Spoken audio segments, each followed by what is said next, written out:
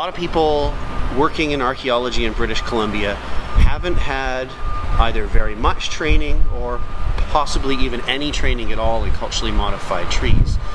But people need to do that. So there's lots of archaeology work that involves identifying and sampling culturally modified trees. So it's a money skill. If people have that training, they have a better chance of getting a job over and above someone who doesn't have that training. I think breaking it up into being in the South Ainslie and then being in Tequayam gave a really good kind of perspective of the variety of archaeological investigations that can take place.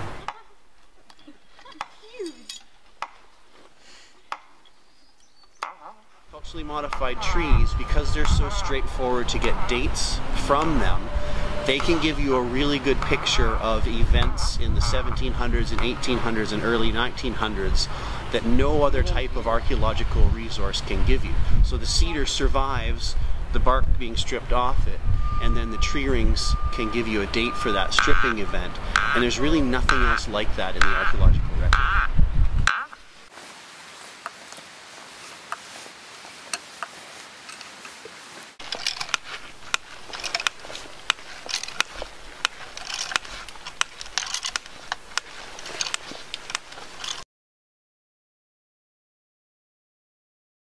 Is this what you expected you'd be doing? I thought it would be a little more glorious. It's important to systematically find them and sample them, because for a lot of CMT surveys, they like 20% might get found instead of what over the past two field schools, over 500 in DLRI 66 have been found, and so we have no idea of actually how much cedar is being utilized. So that's really important. And then sampling gives a really good idea of the peaks of when the years that they were going up and taking bark from the trees, and being able to correlate that with the cultural depressions and the occupations of those, I think, is pretty remarkable. I've never seen it being done outside of this field school.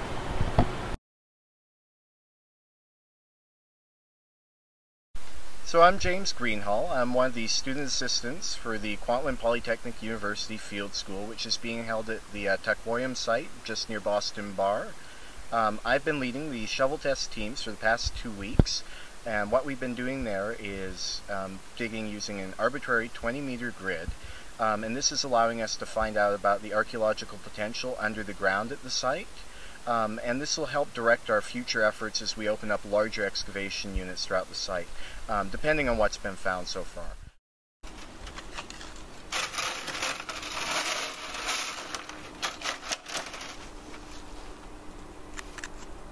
So far our excavation units have not really turned up too much. In some ways this is good though, because it allows us to know where to place our units, and in this case where not to place them. It has, of course, found some more archaeological material close to the pit houses, which will be excavated later on in the field school. Why are you shovel testing? To see if we can find areas of campsites. We are near the river, and we're thinking that this might be a nice place where someone would have camped, because it's kind of flat, around some trees for shelter, close to the river. There's lots of CMTs around. So we'll see what we can find. Hopefully more than just rocks. Tell me what you're doing right now. Right now I'm looking at Firecrack Rock. From? Where's it from? Where's it from? Here. Okay. It's from the river. And what does Firecrack Rock tell you? Firecrack Rock tells me where people lived and cooked. Okay. Hello, I'm Bernard Gilchrist. I'm manager here at the Anderson Creek Campground, which is just a wee ways right now from the dig that's being conducted by Kwantlen Polytechnic University. This site here, which is now called Anderson Creek Campground, is part of the location which in pre-European days was known as Tukwayum, and it was one of the sites where a large population of the Makapmuk people lived. It's just above the Fraser River to the west and just south of the confluence of Anderson Creek. Well, obviously the students engaged in the work are benefiting in terms of gaining the experience of what a field school is all about, what archaeology is about on the ground, perhaps more correctly in the ground. They're obviously going to benefit from the experience that they gain. And in watching some of the digging procedures that go on in a dig like this, I'm sure that benefit would extend to other aspects of their lives too, because there's a tremendous discipline to it. You've got to be very systematic, very methodical.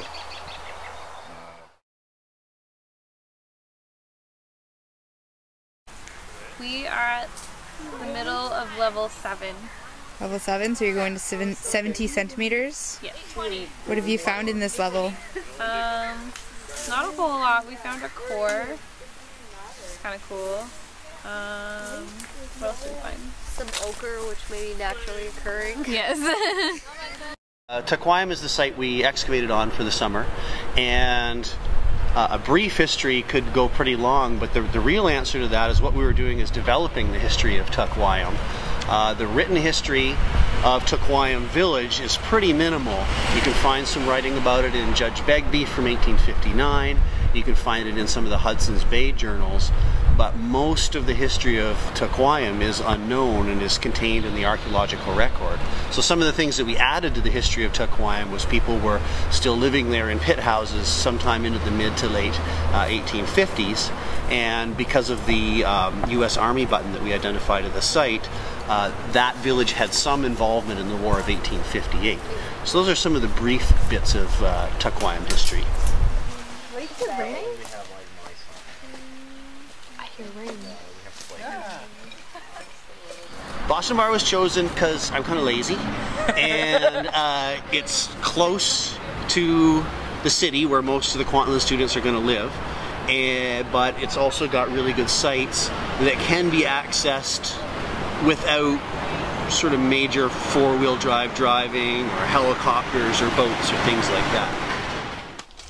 We've really got a lot done, and so we're going to have some really interesting findings. We identified that obsidian, which had never been found in the interior before. We excavated shoes, which have, to my knowledge anyways, never been found in a pit house before. Some of the lighting devices that we identified have not been seen in pit houses before, so it's been a really big success.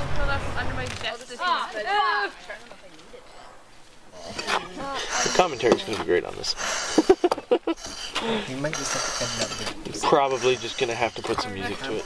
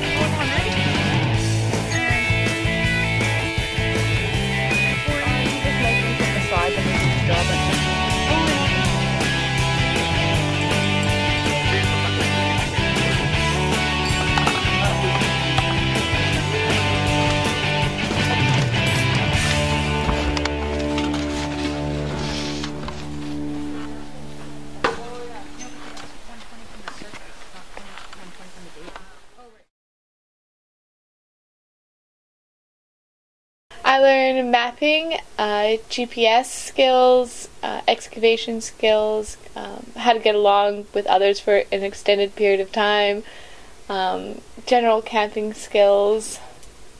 How to dig several trenches with a trowel.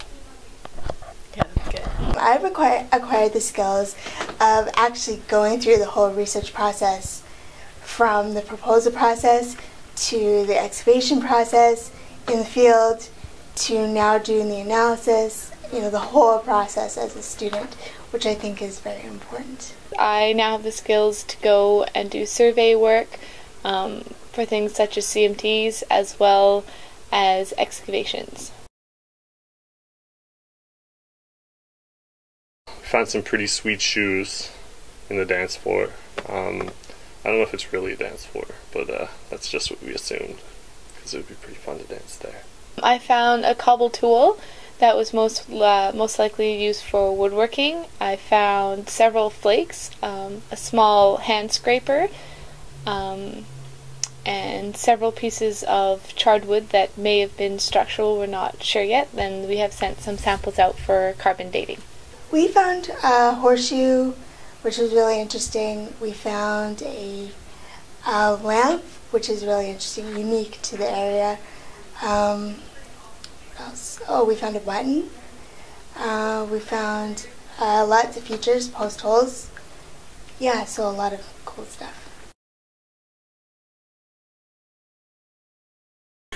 Doing the special missions up in the mountains was really fun. Visiting potential sites for future field schools, as well as mapping out features and things like that, such as creeks, was really fun and memorable. For me, it was probably Keatley Creek, a really cool place that we went to.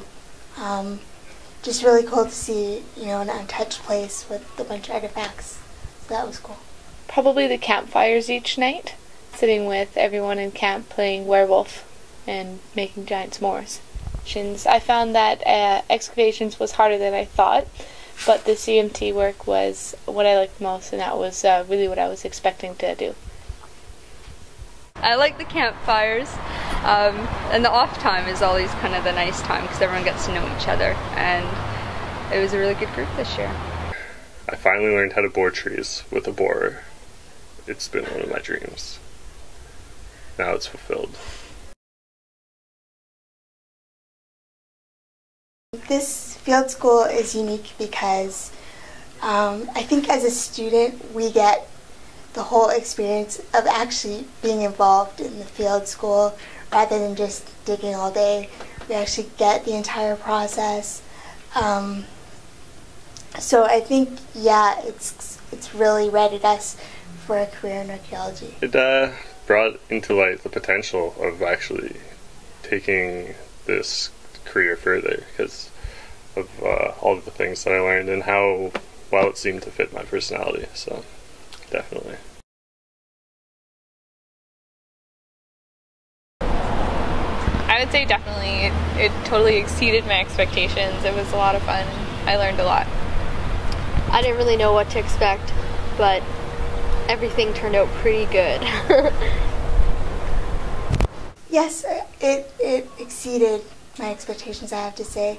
Just for me as a student and just all that I learned, all that I experienced. It's one of those unforgettable moments for me.